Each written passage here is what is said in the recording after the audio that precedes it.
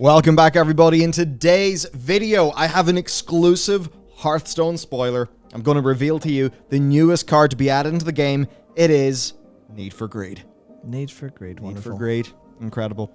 No, this is in fact not a card game spoiler video. This is Blizzard solving a problem. You see, you may not know this, but Blizzard have had a fairly interesting problem with the game Hearthstone. So, they put in Battlegrounds. It's an auto-battler, you know, like TFT, that sort of thing, but of course made in Hearthstone. And in fairness to them, Battlegrounds is really fun. It's a really cool mode, it's a good implementation, and it is free to play. Of course, like the rest of Hearthstone. But what a lot of players really appreciated with it is they could get their fix of Hearthstone. Maybe if they also enjoy other auto-battling games, they can get a bit of that too. And what was really nice is you just go in and you play. Unlike Hearthstone, where you see a meta deck that maybe requires a few rare cards, a few legendary cards, and the way to get those is just to open a bunch of packs. You can either do that via gold, or of course you can just, you know, pony up. And obviously Blizzard want you to pony up. They have been very aggressive with their pre-order bundles and that sort of thing. But no, Battlegrounds is just more pure. You could just go in, have some good old-fashioned fun. And like other games like Teamfight Tactics, or just really most free-to-play games, you could, of course, buy some optional cosmetics. Now, this ended up being a problem for Blizzard because, Of course it did. the most played mode of Hearthstone seemingly was the one that wasn't converting the most to user spending. Oh no. Right? Because obviously the gameplay, the core gameplay experience, was not tied into the monetization. Like, if you want to play arena mode, like the draft mode, you had to, you know, it was either gold or money. And it was like that for everything else in Hearthstone. So Yeah, it's even like we were talking about in the Diablo video the other day, where it's like the whole point is the funnel into the monetization. And the game can be as good as it like possibly could be, but if it doesn't funnel into monetization, if it doesn't turn into user spend, then to them they're like, well, what's the point of this? Obviously not to the developers who are trying to make a fun game, but to the overall system, it's like, what's the point of this if it's not making us any money? Well, you can't just play our game for free. That's not how this works. Someone needs to give us the money. And yes, that's how things are changing. Unfortunately, it is, and this is something that maybe just at first glance you wouldn't exactly pick up on, but when you look into it, the thing that they're monetizing is deeply tied to your expected win rate in this mode. And that, now it's in a bit of an insidious way. Yeah. But, well, it opens itself up for a lot of issues. So to dive into this, okay? Patch 24.2 of Hearthstone comes out the 30th of this month, and they are going to be very much building on the Battlegrounds mode by giving it its own progression track for the season. So of course there is a Hearthstone-wide track, right, that you progress as you do stuff, but here they want to say that they no longer need to mesh Battleground rewards with a gold and XP system that was designed to serve traditional Hearthstone. So they're drawing a line in the sand. They're saying Battlegrounds is Battlegrounds. We will design these things for Battlegrounds and won't be held back by the rest of the game. And this, of course, is their way to fix their problem of having some monetization issues. So, what they're doing is they are moving some previously purchasable content to be free to players. Wonderful. Wow, so far so good. This will have no downsides whatsoever. It will remain a free-to-play mode with more free rewards than ever before. In addition to the free rewards in the Battlegrounds track, the base emotes, advanced stats, and hero early access that were previously purchased through Battlegrounds perks will now be available to all Battlegrounds players. Awesome! They're adding missions, they're adding XP that's specific to this track, so I mean, man, if you are a Battlegrounds player, you're getting all this awesome progression to sink your teeth into. But unfortunately, this seemingly designed to make, Battlegrounds a sort of game within a game, they've changed a few interesting rules. So, gold is gone. Gold is gone. It's no longer a valid currency for things within this mode. Now, for some players, this is especially bad. Here's a great one from the Reddit. This is important. You've got to respect your players' time and investment. Just saw the news. Amazing! I've played Hearthstone since beta, but switched over exclusively to Battlegrounds because it's actually fun and wasn't stupidly expensive to maintain. Since then, I've accumulated 20,000 gold. buying perks every rotation since they became purchasable with gold, and occasionally buying the Tavern Pass if the heroes were good. I figured Battlegrounds would eventually get monetized and was saving all this gold to spend on whatever new features they introduced, only to discover that my gold is useless. I mean, Wonderful. if people have got a big, chunky coin purse full of gold, and you try to monetize that, well, they're just going to spend the gold they already have. So you got to make something new. What a spiteful decision from Blizzard, just pure contempt for its player base. I'm probably going to quit. So what I'd say most people expected is that there was going to be some form of a paid battle pass, which would make sense because Hearthstone is free to play. What people did not anticipate, though, is that the +2 hero slots perk would be paywalled behind any pass and would no longer be purchasable with gold, which is, of course, the in-game currency. And this actually now means that a gameplay-changing feature is locked behind a paywall. Now, if you're like me, you initially saw this and thought, oh, okay, so just a hero slot, does that just mean, a little bit more of an option? But fundamentally, you're not going to be screwed if you don't have it. Turns out, no, not necessarily. So this is the mode that Hearthstone players consider to be the most player-friendly, the most free-to-play friendly, one of the most fun modes, right? Of course, with Constructed, there's that, you gotta pony up. Yeah.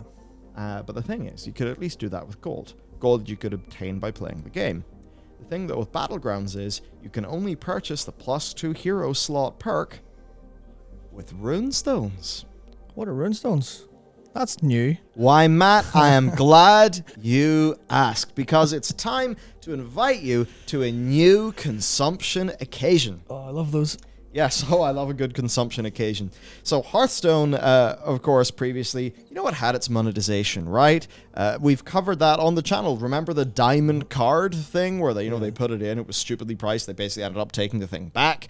They had the gold legendary bundles that had the most absurd, overt, wailing, pricing and that kind of thing. But now things are a little bit different because, and we'll explain this later, this thing with the hero slots is a competitive advantage. Now, what's funny is that there's a new Lobby Legends tournament that's ran every month where participants are selected from the top 16 rated players on the Battleground leaderboard. So there's tournaments here, and of course you have a competitive advantage in this free-to-play game if you have purchased the +2 hero slots. This is the sort of thing that we would expect more from a Diablo Immortal, and per our recent video, less from a Diablo 4, right? Oh. Diablo 4 seems to be one that's attempting to be more of a, real game. So when we see sort of it slide down and a thing like this, that's where we have issues. Yeah, and for a numerical breakdown of what 2 hero slots does, this is a streamer Old Guardian said, when you have 2 heroes to pick from, and you don't have the extra slots, you get access to a better than average pickup at 62% of the time. Because of how widely unbalanced things are, sometimes you get the hero, that's it. But with 4 heroes, your odds go up to about 86%. So in terms of you literally have a higher chance of getting something better because of the extra hero slots. That's just how it works. You're paying for that literal advantage. And obviously Blizzard said around this is, we're committing to maintaining hero and gameplay balance, so the choice from 4 heroes is more about optionality than power. And PC Gamer's response to that is, to which players reply with a hollow laugh. Yes. Because it's just, they clearly, whoever made this decision and wrote that PR post isn't in touch with how people actually see the game. And I assume developers know that the hero slots are that. They have the data for that, I'm sure. That's why it's a valuable perk. But they're kind of just pulling the wool over people's eyes, going, this is a bit optionality. Also, the options are stronger, so shut up. Now, of course, you'll want to progress with the new Battlegrounds XP to unlock all of your fun and engaging rewards. We love rewards, don't we, fellow gamers? I love engaging. But you only get XP if you're in the top 4. Ah, yes.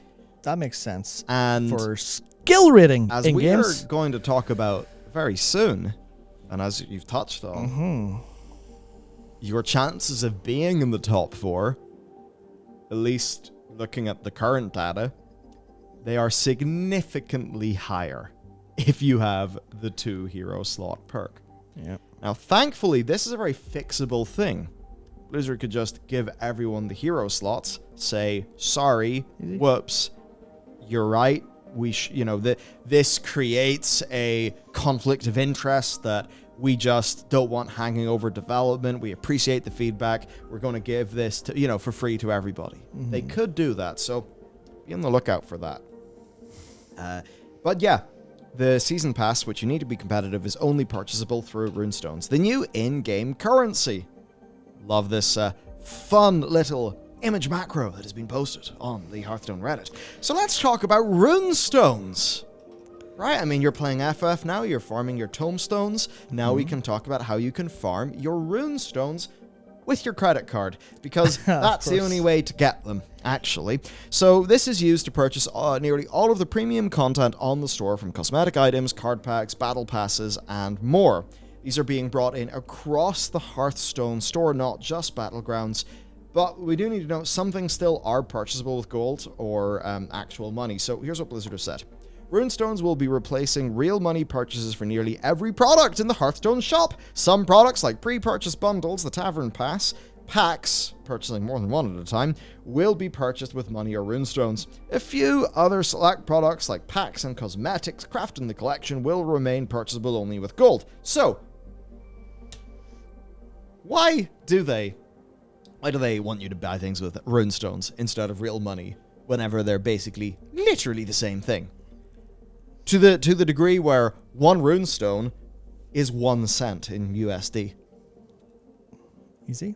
It's so that you don't see a dollar sign. This is one of the older tricks in the book, right? It's buying your Oblivion DLC with your Microsoft Gamer Store points, whatever the hell those things were called. Oh yeah. Right? That's what it is. So here's from Celestalon, an ex-WoW developer now working in the Hearthstone team, who is the features lead, who said, 3 important things about runestones. Prices are not changing. Runestone prices are based on US pricing, 100 runestones per $1. Prices should still be very clear. We've chosen runestone bundle sizes to exactly match the top-selling products and minimize wasted runestones. What a terrible problem that never existed whenever you just bought the thing directly with USD, which is what you're doing, but you're just jumping through a hoop with this. Yeah, no, well, to be fair, it's awful nice of them, because if runestones is money, then they're saying we don't want you to waste your money. So thanks, Blizzard, you're looking out for us. Wonderful, wonderful. Cheers. That's heavy sarcasm, by the way. They know exactly what they're doing. This is just a kind of mandate of, right, it's time to do the premium currency. Because we do it everywhere else. They allow us to offer smaller products for sale, like individual battleground skins or emotes. That is technically true, because of like card charges and stuff like that, and how much extra kind of you buy a bigger thing, it's more efficient for them, generally speaking. This is the sort of optimizing the stuff on the back end that I think most people don't think about, because it's not a consumer facing problem. Yeah, it's like I was even reading about it recently. People are talking about like the hospitality industry in this country, and how like card charges are like doing a lot of like hidden damage to people trying to run things nowadays because of the like loss of cash and stuff. And I was thinking about this is one of the things where we can sell it now, but we're not gonna have to sell you 10 runestones at a time. You'll be able to make a big purchase, and even then it comes down to, well, you don't want to waste, but if you can't buy say 10 runestones for whatever 10 cents or 100 runestones, then you can't buy a single emote, because then that's only say a 50p or a £1 or whatever charge. You have to buy 5 of them. And that's just the whole bundling thing of premium currencies they do as well, which is like, some of it I actually understand, like trying to avoid smaller purchases and like trying to implement those, but that's not enough to counter all of the bad stuff that a premium currency is literally designed to do. Yeah, absolutely. I mean, to minimize wasted runestones, you could remove them entirely. Yeah. Or you could do basically anything that isn't just buy these runestones and then spend them. There could be any kind of weird rounding going on. There could be, maybe, and this is a crazy idea, maybe you could earn a couple runestones in game to round it up. Like, occasionally you'll have a game do, but then that has a whole other side of problem, because that kind of pushes you into premium currency. If you don't have any, if you no intent to buy and then you earn some, you're kind of more like, they're giving you a little bit of money to start, like a casino does. And like now you're in this place of, as soon as you, well, basically what I'm trying to say is, as soon as you get into anything to do with premium currency, anything in this market, anything in this whole thing, you immediately tread so much muddy water that there's no way to do all of your customers justice and yourself at the same time. Yeah. Because it's all just, there's bad shit at every single element of it, no matter how you do it. Now, Matt, are we just a pair of capital GTMs being very, very angry and very unfair to this just, good, beautiful company with a long lineage? Are we just being angry for the sake of it? Or does this actually matter? So let's talk about how much it actually matters to have two heroes. Why don't we? Very good. Okay, so we've got your hero choice. Start of the game, right? There's the available and banned tribes. Got to talk about the power level, the historical win rates of different heroes. As you talked about earlier, the more choices that you have, more chances that you might actually get a hero that's a bit stronger.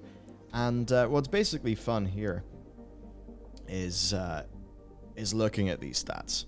There's 84 heroes in Battlegrounds. And if you look at this, here's the table to show how many of these heroes are chosen at different rank percentiles. There. This shows the story, right? And again, remember, you have to come fourth or higher to get your XP. The rich get richer. Yeah. Yeah, exactly. So here's the table that shows how many heroes finish on average 4th place or better, right? From Old Guardian's YouTube video. Again, with 2 heroes, 16%. With 3 heroes, 30%. Cool. Perfect. Very, very cool. So this data basically suggests that on average you'll be playing around 2 to 3 games more with bad heroes when you only have 2 choices at the beginning of the match as a free-to-play player than you would by actually being pay to win, right? So, and of course this problem, just the higher your ranks go up, whenever players are able to maximally utilize the inherent balance of a particular character, this only gets more extreme. I did some math for the difference between 2 or 4 hero choices based on statistics. Over every game, playing with 2 hero choices loses roughly 3.36 MMR. Besides missing out on playing fun heroes, this is pay to win. It's very important to note here, the HS replay top 1% doesn't give data on all heroes, but hero disparity gets significantly worse at the top 1%, meaning the MMR loss for only having 2 hero choices gets even bigger at higher MMR. Of course, because, the difference in actual game balance matters substantially higher at a higher rank. Yeah. Because you can't overcome balance with skill because the skills are generally closer than your opponent there. So that's a really interesting. This is the thing I really like about the modern kind of gaming communities. No matter what a developer says, someone will be there with a spreadsheet going, "We've done the math." Nah, you're talking shit. It is wonderful to see all that, especially with fully available API for all this data stuff. It is fantastic to have basically have the gun to point to Blizzard and go, "No, you're wrong. Look, this is the damage you're going to do." We don't know if you know that internally. Maybe you don't have someone looking at this, but we know this is you're turning your game pay to win, and obviously they speak data. They speak all these analytics, at basically every level of the company. And you go, well, yeah, here's the language you speak. You're doing this. It's great. Hopefully, this is the kind of stuff that convinces them to go, actually, shit, yeah, we didn't think about that. Sorry, but we'll soon see. Yeah, so basically, look, that's it. That's the story. It's pretty rough. Definitely worse things have happened in other places, but it's just that thing of you kind of give them an inch and they take a mile. Yeah. It doesn't get better, it gets worse. That's the thing. Where especially because a lot of people will meme about World of Warcraft and Hearthstone as well being in managed decline, which is the idea of as soon as you have trouble with user acquisition or user retention, then that's when you just go, okay, well, we'll just turn the screws on the monetization because we firmly have these people trapped. if we're going to lose them, we have to get as much money out of them before it goes. So you cut costs on development stuff. You start to turn on monetization. You use darker tactics and like darker patterns and darker design decisions just to try and squeeze that through. And I can't imagine that's ever like the intent from the developers or anything. I assume Blizzard definitely going. I mean, we can look at them expanding development resources, so that's clearly not happening with World of Warcraft, even though it sometimes looks like storm mounts and stuff going up. But in Hearthstone, it's like, it just feels like it is constantly getting worse. Blizzard are just like looking at all the frogs in the pot going, frogs, Lobster River, and just going, there's another couple degrees. We'll be back in the next patch to turn the heat up a little bit more. Yeah. And it just keeps going and going and going, and sometimes they'll go, okay, well, maybe we've got a few more years left, turn it down a bit again. But it's that thing of just constantly, how much can we squeeze out of you? And then that's obviously whoever was involved in this goes, okay, well, we need premium currency. Why do we need premium currency? Oh, it looks like we're taking a really big hit on, say, there's a currency thing, or it's too obvious when we change prices for different currencies across the world and different kind of markets and different things like that. Okay, well, we need a way to obfuscate that further. Hey, Hearthstone's not bringing in as much money. I think we can kind of work that out based on their financial result. I think Hearthstone, users and money must be reasonably down or something like that. I can't remember the specifics of why I'm thinking that, but I remember that being the case. And they're just like, yeah, well, how do you turn that back up? Well, if it's not going very well, then someone from the beancounters or someone from the leadership of Blizzard goes, hey, we're going to need to turn that money up. So what do? You send over someone who's an expert in this, and the first thing they'll do is, you're not using a premium currency? Do you have a good reason why you're not using a premium currency? And then that team will probably scratch their head and go, we don't think it was necessary. We've got gold. We've got a free currency. And then the premium kind of just buy stuff. Like, no, you need a premium currency. And then, they'll pull out massive lists of data from the king going, listen, you need a premium currency. Here's all the numbers that say you use premium currency. The green number goes up. Yeah. Or the red number gets smaller. That's just it. The thing that's sad here is that Hearthstone, in so many ways, is a really good game. Yeah, it's creative, it's fun. Their developers obviously do great work. It's one of Blizzard's biggest successes overall in so many different ways, but it's also home to their continued failures. Yeah, and that's just what's sad, because Hearthstone deserves better. The developers of the game, they deserve better. They deserve to not have all of this have to happen. Right? Do you really want to have, hello there, product lead or feature lead, whatever. We're just going to send you out and good luck. Good luck. You and Wyatt Cheng are just going to have fun on Twitter for a while. All right, very good. Here's your hazard pay. Happy, done. Right? It's very unfortunate. But ultimately, I think we are seeing Blizzard's response to a more crowded market, because you've got Magic the Gathering. Right, the digital stuff's doing pretty damn well for them, from what I understand. Yeah. You've got Yu-Gi-Oh! Duel Masters. You've got the Runeterra one. I don't think it's particularly massive. I think it's probably happy enough. I think Runeterra is very much like a, hey, we had a good idea. We're not aiming to be as big as Hearthstone. We've got just one of those things where small enough audience, small enough dev cost, they're happy to keep it ticking. I think. And it's just a shame to me, because whenever Hearthstone was really innovating with the creativity, remember the roguelite mode? The roguelite, single player narrative content. Great. That was incredible. Still is. Yeah, it still is. The Book of Mercenaries, that was awesome. All that stuff was really awesome and really creative, and you felt like this is a great little slice of Azeroth over on our Warcraft channel. There's been times recently where we've been praising Hearthstone for being the place where the spirit of Warcraft actually feels the most alive. Mm-hmm. So it's sad that this is happening, that they're really just, turning the screw on the monetization. But undoubtedly, it is what they're doing. We've seen that their absurd degrees of whaling for things that are just not worth it evidently must not have been working out. In the past, we've talked about the humongous player counts of the Battlegrounds mode as compared to other things. Their issues monetizing it because it's cosmetic only. And unfortunately, they have decided to tie it into gameplay. That's that.